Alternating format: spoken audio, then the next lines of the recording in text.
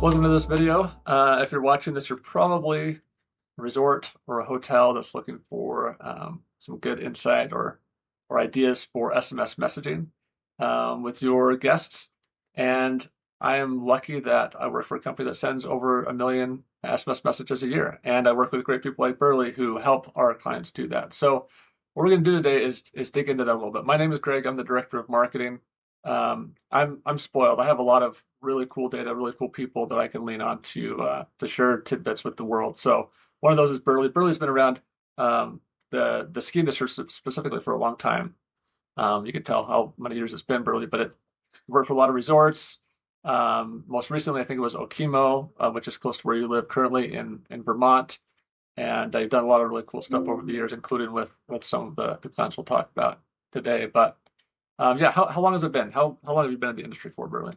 I mean, in the industry, my first ever job was at a ski resort when I was 14. So, next week is my 44th birthday. So, a little while, little That's while. awesome. And happy early birthday. That's very exciting. My wife just hit 40 last week, so that was a big deal in our house. Um, cool. Let's jump in. SMS is one of those things that I haven't followed quite as close as I should have, so I'm excited to kind of dig into some of the things that these resorts are doing. Start for me, just set a foundation. It feels like SMS, text messaging, and resorts have been kind of not static, but not. There's sort of a foundation that's formed in terms of what resorts are doing, sort of the basics. What is kind of like the just table stakes for SMS these days with resorts? What are they doing? So, the majority of resorts utilize this tool in great ways. It's really helpful for them to touch base with guests who are on the resort for events or checking in on operations throughout the day of resorts that send parking updates and things like that. But it's definitely something that's been very operationally focused. Smaller list sizes because it requires a double opt-in. So generally smaller audiences and really focused on the day-to-day nitty-gritty stuff as opposed to like wider scale or multi-channel campaigns. Yeah, yeah, that makes sense. I remember that double opt-in. I feel like it was almost scaring people away at first because they were used to these huge email lists, and suddenly it's like a thousand people. Like, what do I do with that? But 1,000 is, it's really valuable in certain situations. For sure, and especially smaller resorts that are starting to dig into it now. Even with some of my smaller clients that we'll talk about later, seeing their list grow from just a couple thousand to 4 or 5 thousand, which is significant when you've got people engaged and checking out the content. Yeah, totally. So let's run through those. You mentioned a few names to me, and I'm familiar with these resorts kind of from a broader perspective, but not in terms of what they're doing with SMS. So let's start with Palmetto Dunes Oceanfront Resort. That's a resort that's got they've got golf. I think they're Hilton Head or somewhere around there. They're on the beach. It's just one of the most incredible places. Like talk a little bit about them and what they're doing. That's kind of pushing that SMS envelope. Yeah, Palmetto Dunes Oceanfront Resort, very very cool resort, and definitely one that I was interested in getting to work with coming from the ski side. Got to jump in and learn a little bit more about this resort. Yeah, located down in Hilton Head. Definitely lots of beach stuff and pickleball, biking, all sorts of other activities that people get into, and super super busy, very involved. They're in the process of using our data to build out a resort app. But paired with that resort app, they send a lot of SMS messages, especially over the past year or so, as they've seen some very small declines in email open rates. We're starting to see that SMS pick up and become a really useful tool for them. They're using it in a unique way, which is pretty neat. They've decided to go multi-channel with their newsletter rather than pumping their guests, their SMS lists full of promotions or sales or stuff that you might see coming in from other larger scale SMS companies. I know I get spammed some with shoe ads and things like that. They don't send as much and really try to just keep that newsletter audience engaged. So when they send out their email newsletter, they pair it with a text message with a link to their newsletter blog, which is a pretty cool use case. We're getting away from that events focused operations and sending out just keeping that folks, if they ask the question, what would their newsletter guest or their engaged guests want to hear from them, and they decided it wasn't constant promotions, it was their regular newsletter, which they do a great job of filling out with either events or what's happening around the island. It is a very active place, so they have got a lot to talk about, and they're good at curating that content, which again pairs nicely. They see some really nice open rates on that text message. It's a smaller group, only about 5,000 or so guests engaged, but they basically see it as an addition to their email list. So when they send it out, they have a really nice report that they put together using analytics, and they're able to just check on that open rate, and they add it up with their email open rate, and it becomes a really nice engaged group um, with that list. Interesting. That's cool. I hadn't never even considered that as a use case for SMS because I'm the same way. Traditionally, what I get just anecdotally is heavy promotions. You know, when people are trying to move the needle on something, it's like hit me with Yeah, an email, but then hit me with a text message to try to make sure I buy. yeah, and we see those lists, right? SMS lists definitely have more ebb and flow in terms of opt in and opt out.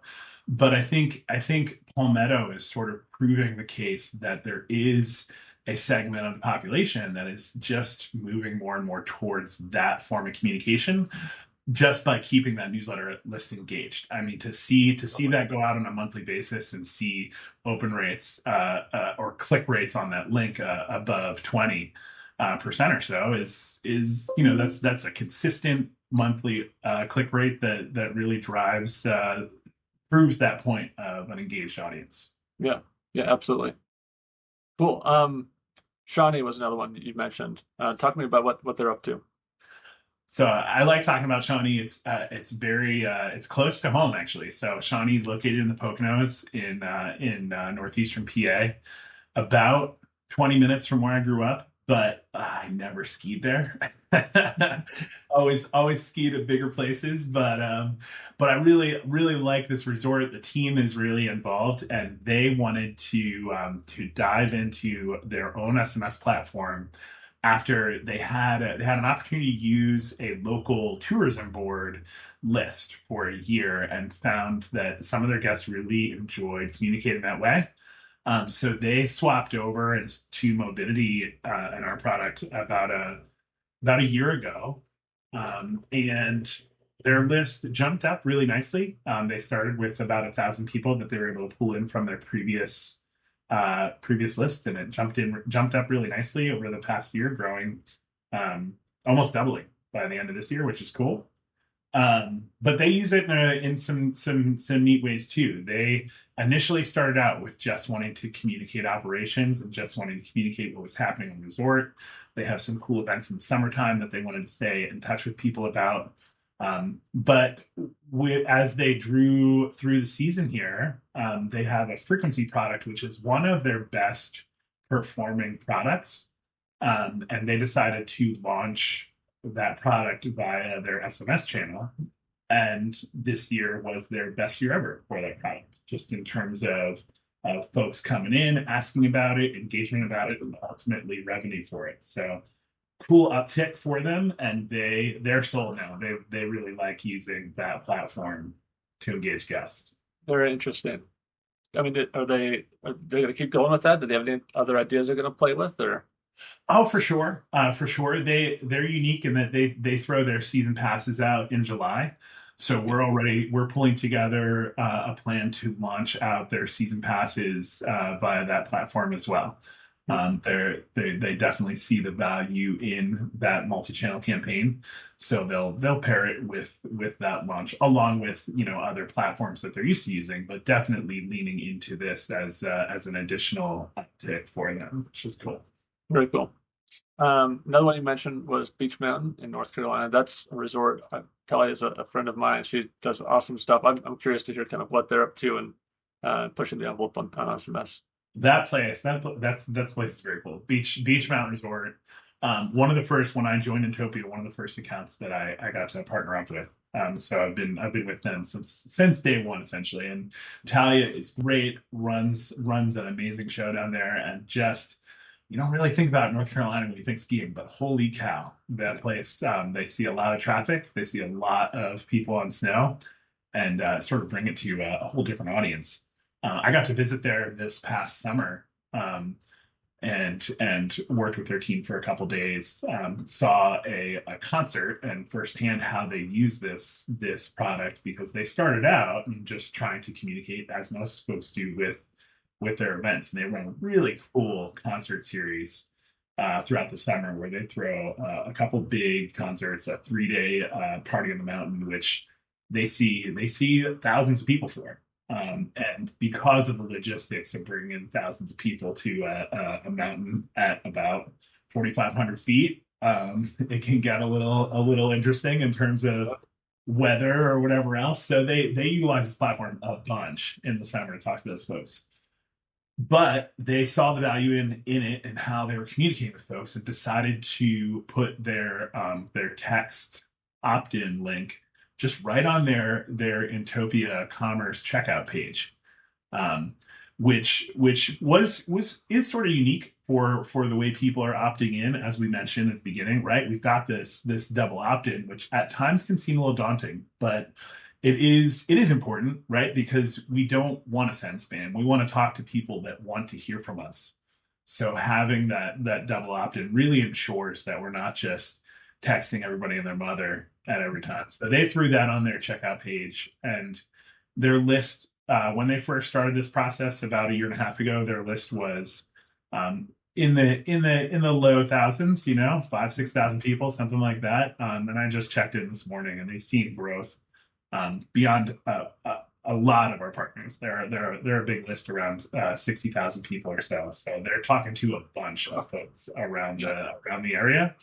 And the cool part is that with that, like, it gives us a lot of flexibility to utilize the integration between our texting platform that we partner with Mobility and the intelligence in Marketing Cloud, where we can take that big list that they've worked so hard to create and segment like we would with our email platform, segment like we would with other campaigns. Because we've got so much data in Marketing Cloud, we can really work to build out these lists of folks that visited for a specific concert, or folks that came for skiing, or any number of activities that they've got. So it really gives them a ton of flexibility in the way they're communicating, which has made it really fun for the past 6 months or so, as we've segmented out specific populations for season pass promotions, ticket promotions, concert promotions. Just usually it's on a whim that Tally will call me up and say, "Hey, what about this? What about can we create a text message list for this?" Like, sure, Talia, let's do it. And we've gotten some fun communications out there. Even with that big list, because she's got that flexibility to segment, so she can send more targeted messages. So we see opt-out rates that are similar to any of our other partners. Not huge opt-out rates or anything crazy. Just a normal comms platform that works really well for them. That's cool. Yeah, I Yeah, hadn't seen someone really take advantage of like the segmentation and data inside Marketing Cloud with SMS before. That's really cool to see that bridge kind of form. definitely. Yeah, most of those partners, even the ones that were mentioned today, usually are running SMS lists that are relatively small in comparison to their email platforms. So to have a partner with that type of flexibility that can really lean into that segmentation makes it fun. Makes it fun to nerd out a little bit on guest segments. Totally. Totally. And I love that about Telly. I mean, I've asked her to speak at our user group a couple times. She always has some idea that she's doing. She's so good at just trying new stuff and seeing what works. That's awesome. For sure. For sure. Very cool. Last one was Sierra-at-Tahoe, and that is such an interesting story. With the fire a number of years ago coming through the area, Yeah, the and resort is totally different. They've had to come almost back from the brink. Like, what are they up to? they've been a great story to tell. We did highlight them at our last user group, which was fun, and again around SMS. That was definitely more around the comeback from the Caldor fire, and happy to see that this year they're finally back, plus, which is cool. They're leaning into this platform, leaning into our other platforms, and seeing their business has returned to the levels it was before the fire, which is great. Which is great. They're a big user of SMS, and they certainly use it in the ways that all of our other resorts do with those real time communications. They send a bunch of snow updates, which I'm always jealous of. I'm on all these lists, and sitting here in Vermont when it's 60 degrees out and sunny right now, I'm getting updates pretty much on a daily from Sierra-at-Tahoe talking about the snow, which is great. Another 6 inches overnight. Good to hear. Um, but that's fine. Maybe I'll plan a trip out there next. But they use it for their regular comms. They send those kinds of updates. But one cool thing that I sort of lucked into with them this year is they started sending or they started a contest or used the contest feature on Mobility, but they're using it not in the way you'd think they would with contests. They actually built their snow report around it. So they built out an automation in this platform that essentially sets up this a keyword, text in conditions to Sierra-at-Tahoe, and it automatically generates their link to their snow report on a daily basis, which is pretty cool. It takes some of the work out of the snow report and makes it way easier on the user to just get those conditions when they want. And then, they're not blasting out the snow report to everybody every morning.